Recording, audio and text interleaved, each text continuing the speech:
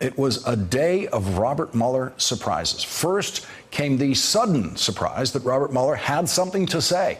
The news media was alerted about 90 minutes ahead of time that the most anticipated public comments of the Trump era were about to take place. Special counsel Robert Mueller was going to speak. No public figure of Robert Mueller's level of importance in Washington history has ever remained silent as long as Robert Mueller has. That silence ended today on his last day of service as special counsel. Here is the very first thing he wanted America to know. Russian intelligence officers who were part of the Russian military launched a concerted attack on our political system.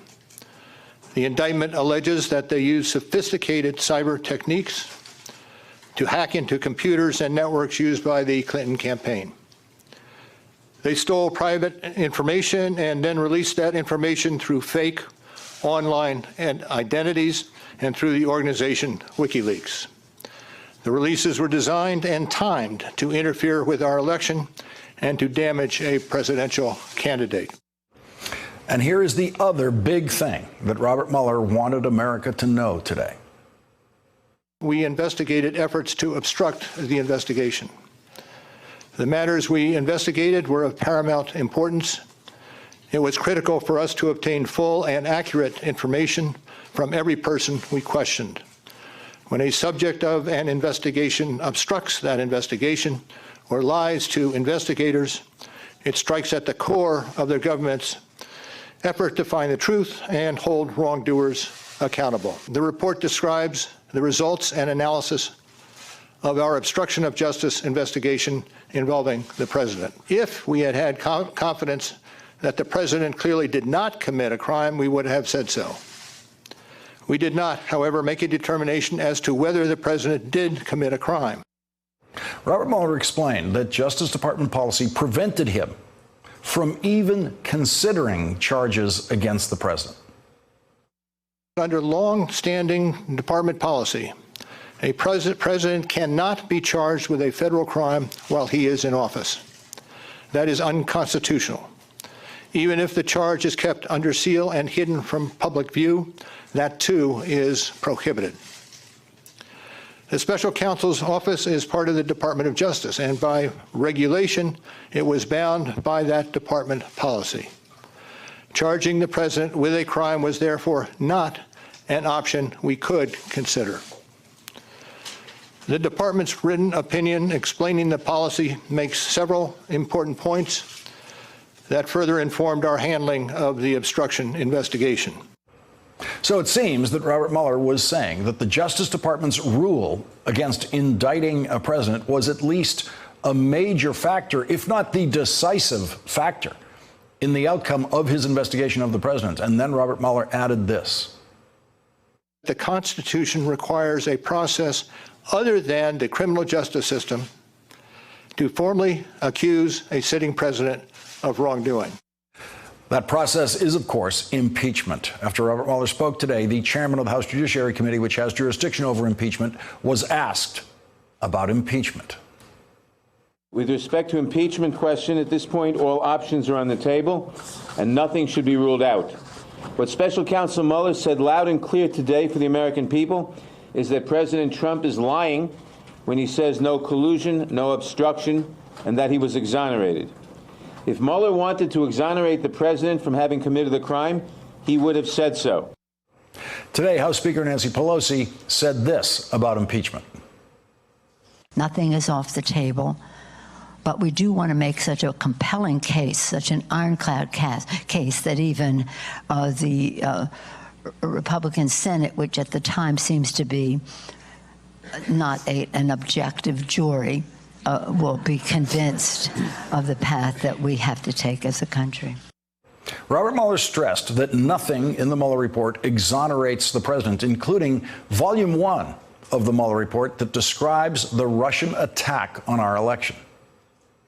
The first volume of the report details numerous efforts emanating from Russia to influence the election. This volume includes a discussion of the Trump campaign's response to this activity, as well as our conclusion that there was insufficient evidence to charge a broader conspiracy. Insufficient evidence, not no evidence of a broader conspiracy, just insufficient evidence to prove it beyond a reasonable doubt. That phrase, insufficient evidence, is nothing close to exoneration, but it was good enough for Donald Trump today. After Robert Mueller spoke, the president tweeted, "Nothing changes from the Mueller report. There was insufficient evidence. And therefore, in our country, a person is innocent. The case is closed!" Exclamation point. Thank you. Leading off our discussion tonight is Democratic Congressman Adam Schiff of California. He is the chairman of the House Intelligence Committee. Chairman Schiff, thank you very much for joining us on this important night tonight. And I want to begin with what Donald Trump said there about insufficient evidence. It is striking that the president of the United States is claiming that there is just insufficient evidence to find that he participated in an international conspiracy with Russians to attack the presidential campaign in a way that would benefit him and work toward his election. The president then says that insufficient evidence equals innocent, which I don't think is true in anybody's legal definition of these terms. But your reaction to that, let's start with that, Congressman, that the president is standing on the point tonight of insufficient evidence. That's good enough for him. Well, first of all, both the bar and the president make the same misdirection. That is, they say because the president wasn't charged, that means he's innocent. Well, here we're in a circumstance where the president cannot be charged. So he's not a typical defendant. He is a very atypical one. In fact, he's the only one in that position. And so that line of reasoning doesn't work at all. Rather, what Bob Mueller said, and I think the most important points he wanted to get across today were the Russians' effort to interfere in our affairs was systemic. It was sophisticated, and all Americans need to pay attention to it. That is, we need to protect the country going forward. And there's a lot more that we need to do in the first, that first begins by understanding what the Russians did.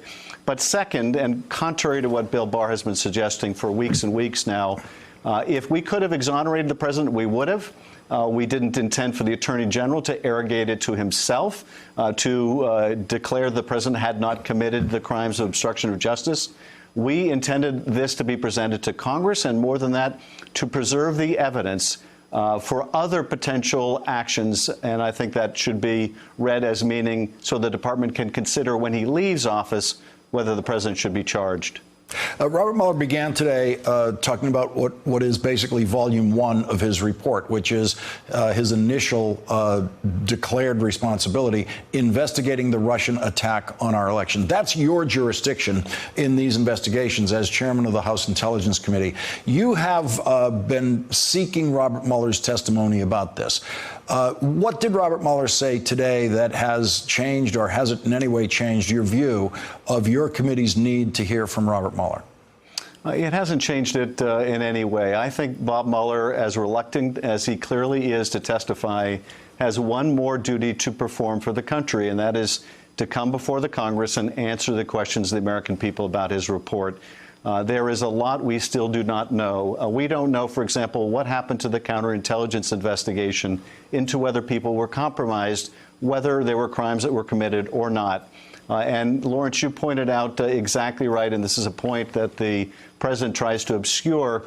The Department of Justice policy, as Mueller makes clear in his report but didn't get a chance to talk about today, requires before any charging decision is made, and clearly here he couldn't make a charging decision, to be able to satisfy a jury beyond a reasonable doubt. So when he talks about there being insufficient evidence, he also makes clear in the report that the fact they couldn't establish something beyond a reasonable doubt doesn't mean that there wasn't evidence of that fact. And here there's a lot of evidence of these illicit contacts with the Russians, compromising contacts that Mueller should testify about.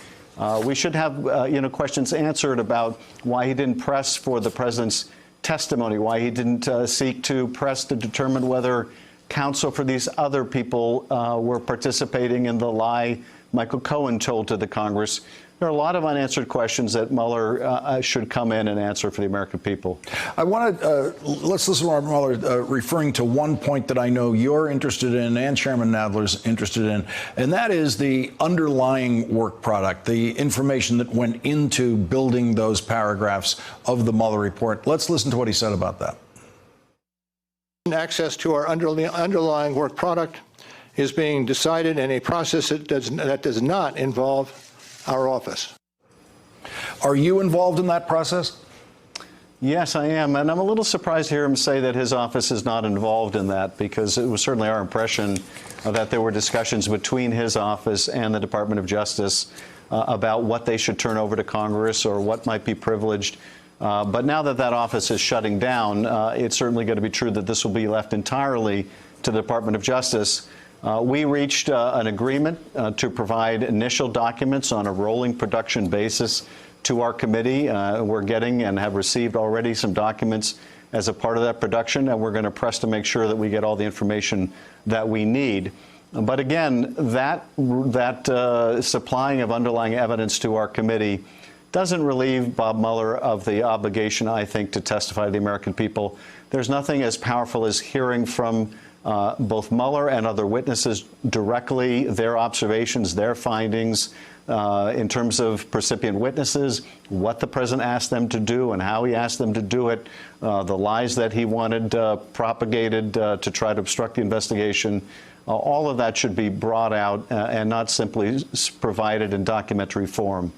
What happened to the impeachment process in the House of Representatives today as a result of Robert Mueller going public? I don't think that there's anything in his statements today that really moves the needle in one direction or the other. A lot of what he said was really to underscore what he had said in the report, to dispel some of the confusion that Bill Barr tried to create. He certainly, I think, made it clear again that this is being left to Congress now because he didn't have the power to indict. But he was also not willing to say Congress should impeach. I think that's consistent with his fairness argument that he made, that if he wasn't going to say the president should have been indicted, notwithstanding the department policy, then he probably wasn't going to say the president should be impeached, but rather that Congress should consider what repercussions should follow, what course to take, whether it's through an impeachment inquiry or through its oversight function. He left that to the Congress. I just want to close our discussion with Robert Mueller's final words today that were, he addressed them to the country, but they were definitely aimed at you because you have jurisdiction over these elements that he was talking about in his final words of the day. Let's listen to that. And I will close by reiterating the central allegation of our indictments, that there were multiple, systematic efforts to interfere in our election. And that allegation deserves the attention of every American. Thank you. Your reaction to that, Chairman Schiff? Well, I'm glad you brought that up because this is where he began and this is where he ended. And I have to think, although I don't know this to be the case, that he and his team may be frustrated with all of the focus on Donald Trump and his conduct, and not as much focus on what the Russians did to interfere in our affairs. Part of his discussion of obstruction today was the reason why the obstruction was so serious is it was obstructing an investigation into a hostile powers interference in our democracy. And he is effectively saying at the beginning, at the end of his remarks today, let's not lose sight of what this adversary did. And I think implied there is, let's not lose sight of what they may do to us again.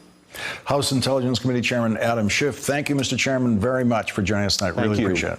Thanks for checking out our YouTube channel. Subscribe by clicking on the button below for more from The Last Word and the rest of MSNBC.